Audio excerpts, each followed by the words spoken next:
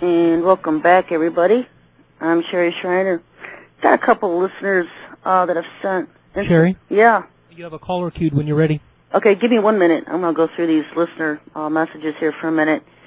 Got one from a listener in IM on Yahoo, Sherry Talk Radio. It says, black people are not going to follow this prophet Yahweh. Trust me, blacks don't even know who he is.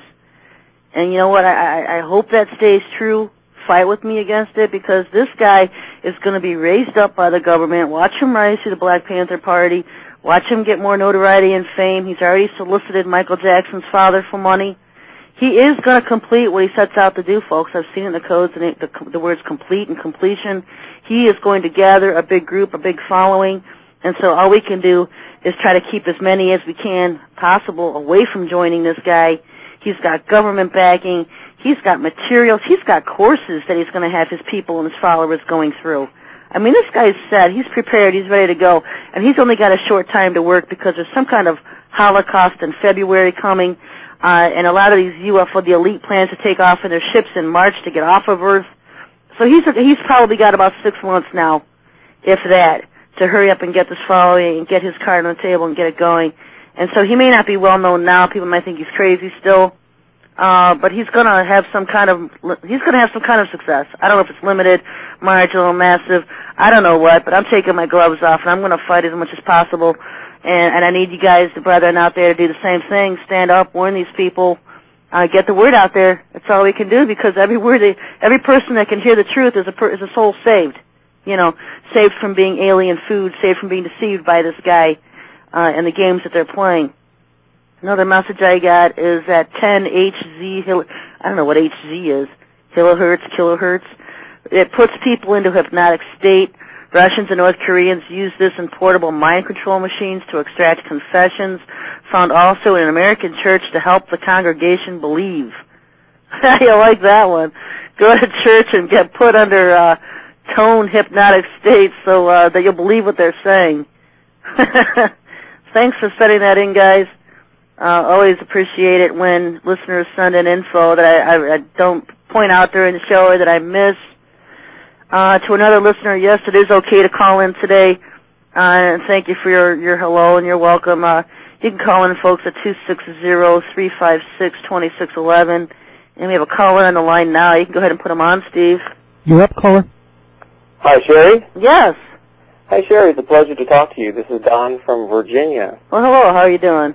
I'm doing great. I sent you an email, about 6 months ago or so. I didn't get an answer back. I guess what I said didn't interest you very much, but I do follow you. I do answer a lot of them. Some I don't. Some I sit back to answer later and just never get back to it. Well, the best way to get my attention is to just keep sending the emails, or send me one question at a time that I can answer in 10 seconds or less and whip back. I always tell people that's the best way to get a response out of me, because otherwise, if I have to sit and answer a bunch of questions, it's going to take time. I'll save them for later. And then it was a question that I had. It was a question that I had when I first started listening to you, and since I began listening to you, it's clear that where I thought your mind was at, it's not. It's way advanced from where I'm sitting. But I do enjoy you, and I try to get to listen to your show every week and download your tapes or your video links.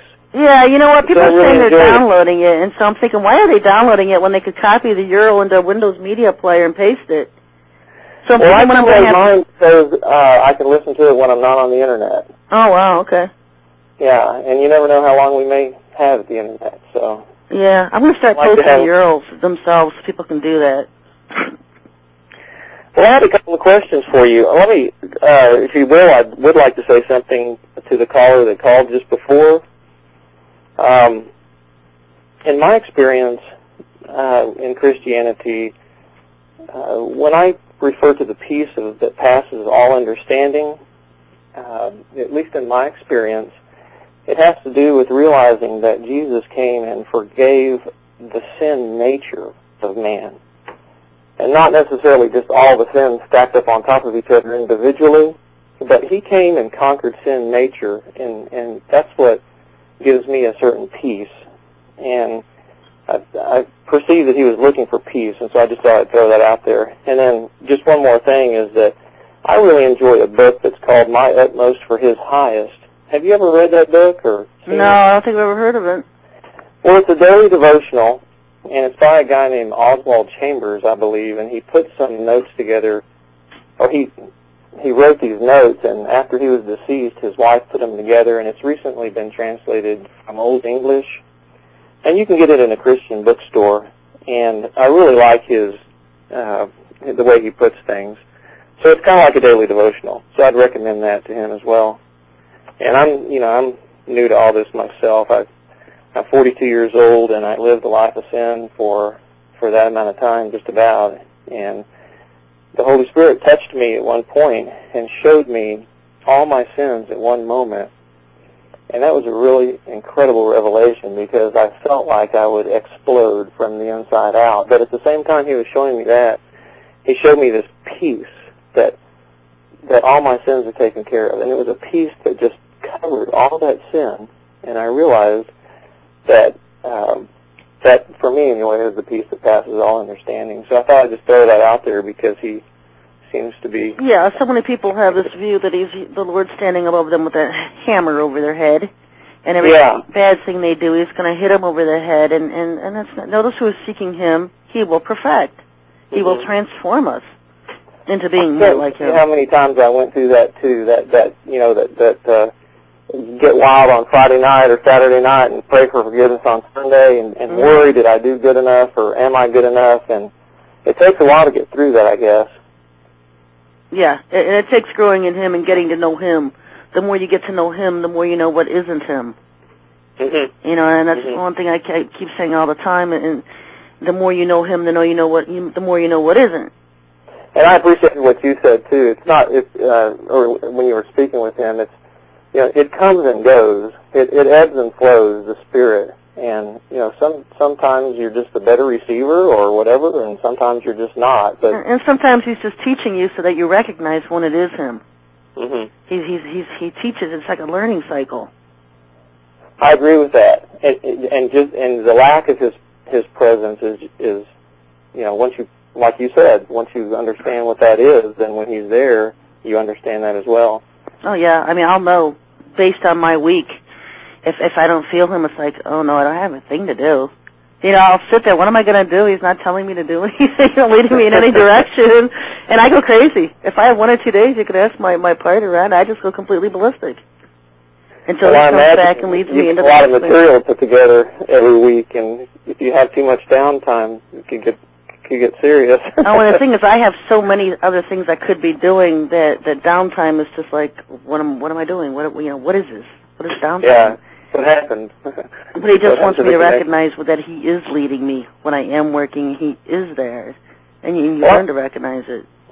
Well, I have something to ask you that's relating to what you're saying right now and what you addressed earlier just a moment ago. You said that the voices are not in your head. In other words, you don't hear the Holy Spirit speak to you in your head. You hear it in your heart. Yeah. And I've listened to you for a long time, and I've tried to pick up the little gems of information that you've thrown out there about how the Holy Spirit speaks with you. And sometimes you say it so matter of fact that I just don't quite get it. In my experience, in my infancy and understanding my spirituality and discovering my spirituality, what happens to me is, have you ever had a feeling like a patriotic feeling when you have that shiver go down your spine or whatever?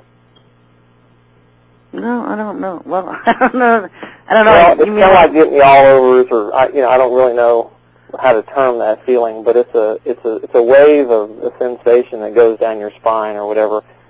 And the way that I feel the Holy Spirit speaks to me is when I'm in prayer and when I'm really set my heart quiet and I'm listening and I'm speaking, and it's a whole different mindset. Just totally have to get rid of the rapid pace of the world to do this. But anyway, at those particular